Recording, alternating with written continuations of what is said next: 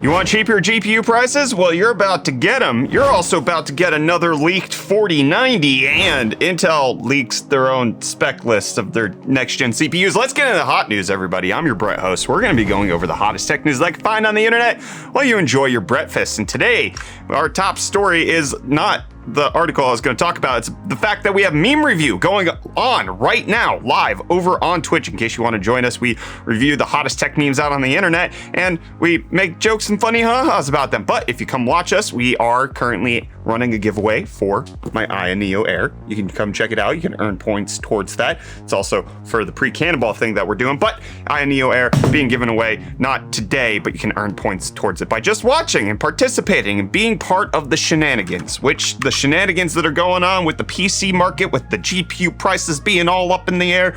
Well, we know a little bit more about what's going on with that thanks to some John Petty research data coming out indicating the price points of everything that's being sold out on the open market. So the average sale price of GPUs, and it hurts. It hurts to see the graph, okay? Prepare your eyeballs to feast on these large numbers. The average sale price of a GPU earlier this year was over $1,000. That is not the average price that it was listed for. That is if somebody bought a graphics card, the average price somebody was paying was $1,077. Can I get, that's a big number? Give me something. Wow, that's so big.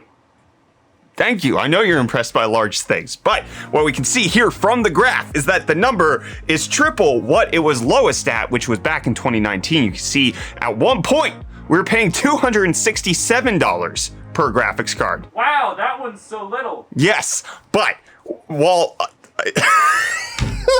so prices obviously spiked, went up big, it elongated, if you would. They increased in length, but you can see now that the GPU prices have fallen to under half of where they were at the peak earlier this year, to be at $529 and continuing to trend on downward. Are we ever going to reach the $267 average sale price?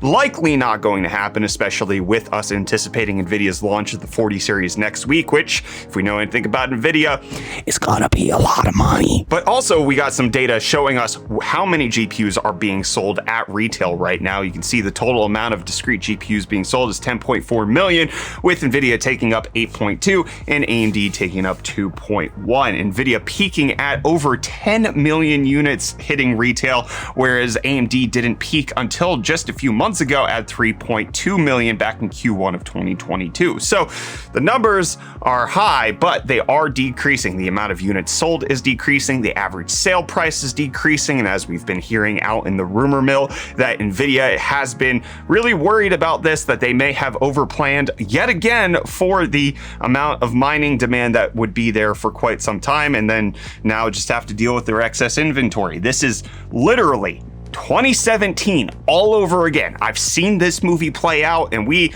are at the same point. It's like a formulaic Marvel movie. That's exactly what's going on here, except for tomorrow, allegedly, is when the merger is going to happen for Ethereum, so we might not have to go through this ever again. But let me know what you think of the average sale price of GPUs right now. Are you looking to buy, maybe not in the higher end, which is where we're expecting the launches to happen, but are you looking at picking up something like a 6650 XT, 3060, anything along those lines? Does this news make you more hopeful?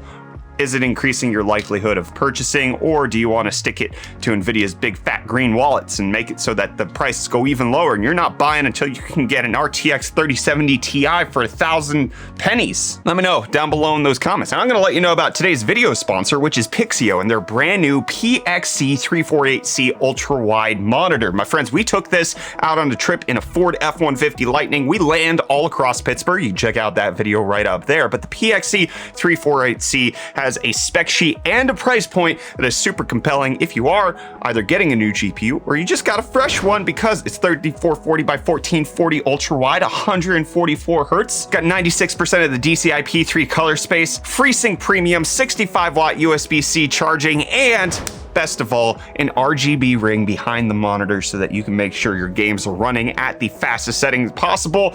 And all of this is only $400. The spec sheet, this price point, the size of the monitor, all of that being at that $400 price point. That's just the regular price. That's not a sale price. That is really good. So you can check out the Pixio PXC348C down below in the description, and check out the video where we used it all around town here in Pittsburgh. And all around is where we're seeing the RTX 4090. They're just popping up left, right, and center. We've already seen the Founders Edition leak. Yesterday we showed off that Zotac Aero that got leaked, and now we have a Gigabyte RTX 4090 box that's been pictured, but on the box is a picture of the graphics card. So get excited for that. Kyler, can I get a whoa? Whoa! Whoa!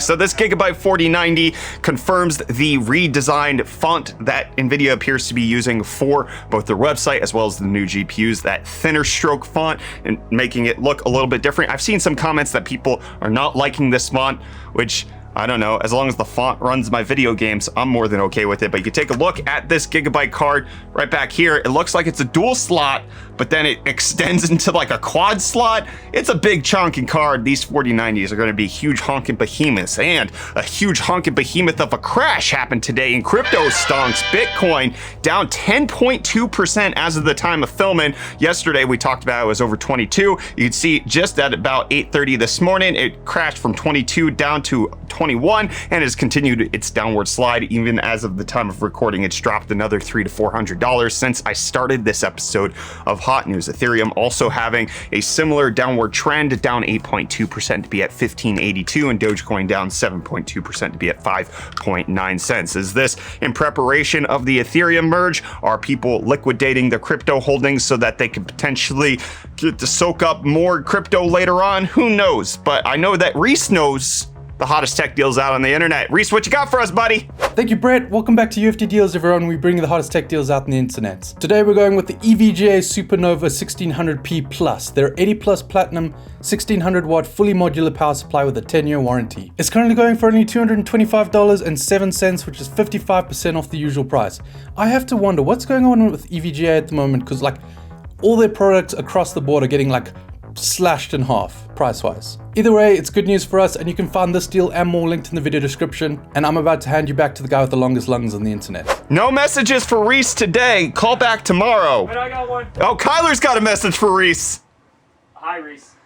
Kyler says he doesn't like when you have a beard. He always has. I know, except for at the charity streams where he disposes of them. He did the reverse. He did the reverse. And Twitter is trying to not make sure Elon Musk reverses his decision to buy it because they want that money. Elon Musk offering $54.20 per share, and Twitter shareholders voting to accept that amount of money because it's absurd. Even when Twitter was at its highest valuation, didn't make any sense. And even now, as it's gone down quite a bit, they had a shareholders meeting. They were like, yes, please Elon, buy us for $54.20. This obviously is pending the approval of the court litigation that's going on between Twitter and Elon Musk that's taking place in October. This is just Twitter shareholders saying yes to the deal if in case it can actually go through and Elon Musk isn't able to Tesla his way out of it. Speaking of pulling out, Babylon's Fall is pulling out after less than a year of it being live. Babylon's Fall, in case you haven't heard of it, which I found out I hadn't heard of it, has only been running for 194 days. It's a Platinum Games live service game that's being run through Square Enix, and it launched in February of this year, and it's terminating February of next year. So the reason I feel like I didn't know this game is because I looked at this picture and I was like, oh, Godfall, yeah, that was never actually exceptional, but it's a completely different game with completely different setups. I didn't know this existed, and now it's dead. Are you happy? Atheists, checkmate. Speaking of something that you didn't know was still alive, Stadia is not getting Assassin's Creed Mirage confirmed by Ubisoft. So sad. Played the world's smallest violin. I'm crying. And also me, Gongaga, Final Fantasy VII Crisis Core Reunion is coming out on December 13th to PlayStation 5 and 4, Xbox Series X and S and Xbone, Nintendo Switch, and PC. You can play Crisis Core wherever you want. It's going to be fantastic. Hopefully it's Steam Deck certified. I would love it. Final Fantasy VII Remake got certified, so I'd love to see that. But I have the most important hot news that I could bring to you today. Kyler, are you ready? Hold on to the brim of your pants. Western Digital is announcing Fortnite memory cards for the Nintendo Switch. Look at those.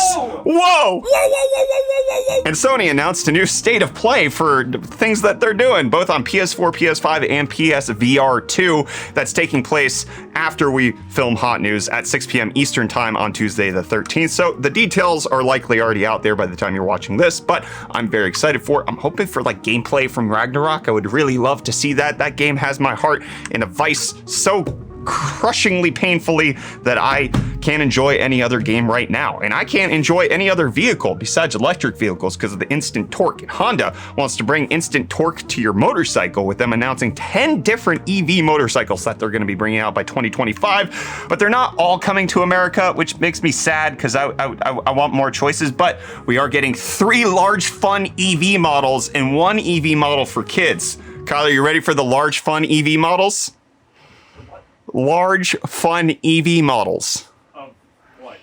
Simple yes or no will suffice. Yes. Anyways, Honda not really having any electric vehicles that normal people can drive here in the United States. Kyler wants the Honda E, don't you, buddy? He wants it so bad. But you know what you want? You want faster Thunderbolt, and Intel's working on that. They showed off at their Intel Development Center where they have a whole lot of tech media at right now. Their Thunderbolt setup running at 80 gigabits per second. It seemed like it was duplex Thunderbolt 4. They haven't said what the name is going to be, especially considering the fact that the USB Foundation came out and they were like, we're going to give you 80 gigabits per second. It's going to be called USB 4 version 2.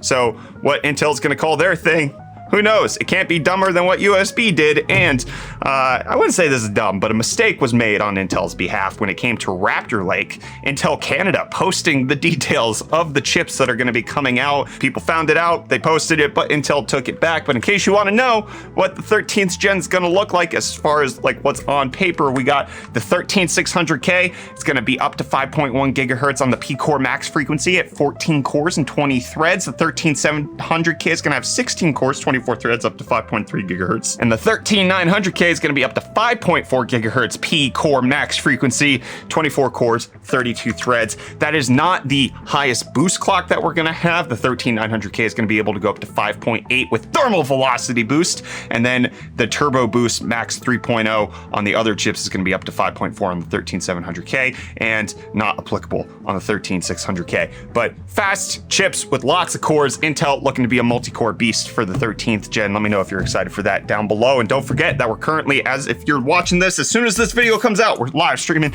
Meme Review over on Twitch. Come check us out over there. Howdly doodly neighbor Reno. See you back here for more Hot News tomorrow. I forgot what this show is called.